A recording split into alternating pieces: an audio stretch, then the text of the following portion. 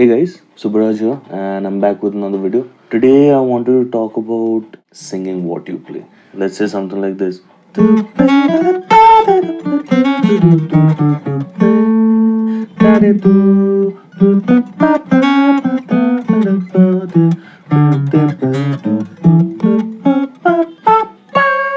Why? Because it really helps in developing better ears for yourself, which is somewhat of a necessity if you want to be a better improviser or a better composer, so that you can hear things better, you can hear better ideas. And if you do this enough times in your life, you will have a more deeper connection with your instrument.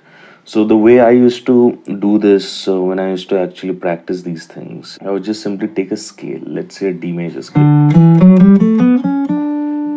and without using any syllables, just with random, do, da, di, etc. kind of sounds, I would just try to sing these pitches.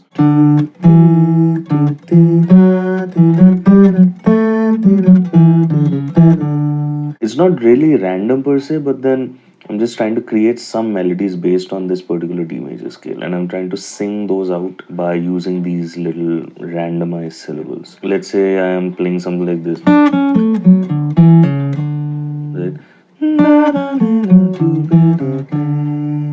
You might also notice that I'm using like partly falsetto and partly my real voice, and the reason for that is simple. Some of it is just a little too high for my register, but it may not be the case for you. In your case, you might have a much like wider range, which I don't, unfortunately. But regardless, if you feel your voice is running out of range, you can try using the falsetto. Nothing wrong with that. The point is to try and sing the pitch as accurately as possible, even if it's not perfect. Nobody is asking you to become the greatest singer. Nobody is asking you to become Ella Fitzgerald or Frank Sinatra, whoever. The idea is just to make sure that you are able to sing these notes well enough to train your ears better. Let's take the same D major scale and then maybe just alter one note. Let's say I take this natural 6 and make it a flat 6. So I end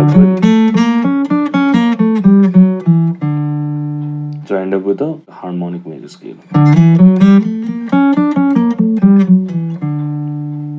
Now I'm going to try doing the same thing that I did with the major scale, where I'm going to try creating melodies. I'm going to try singing them as I create. So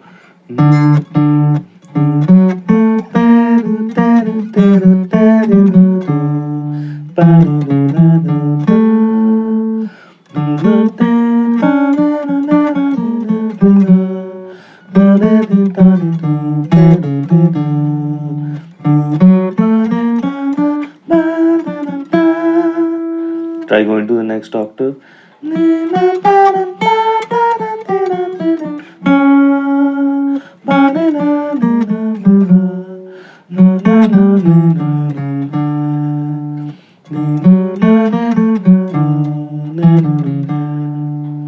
Now we can also try doing one more thing, where we can try playing arpeggios and try singing that as well, right? Like let's say major 7th arpeggio, right?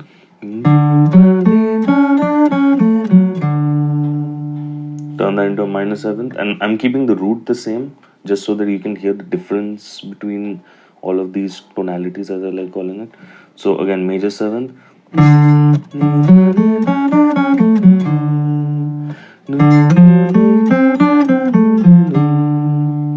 right? So two, one after the other.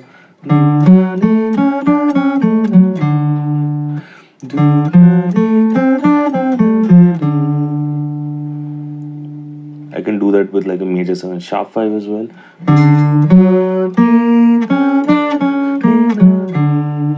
So again,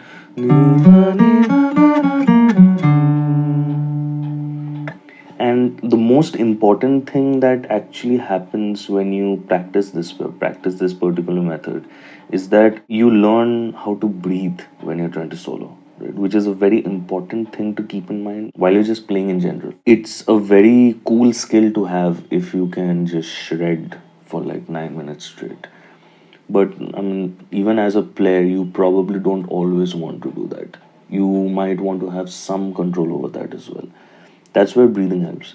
So when you're trying to sing these notes, you will be forced to breathe And when you breathe, that's when you take a pause on your instrument as well, and that helps create a sense of space in your solos. So if I improvise a few phrases here and there, let's say with that same D major scale. So if I try creating a few melodies here and there, you'll be able to hear the space that I'm trying to put. And it's not like I'm intentionally trying to do it, it's more like I'm forced to do that. Why? Because I'm trying to sing each note that I'm playing. So let's see what that can sound like.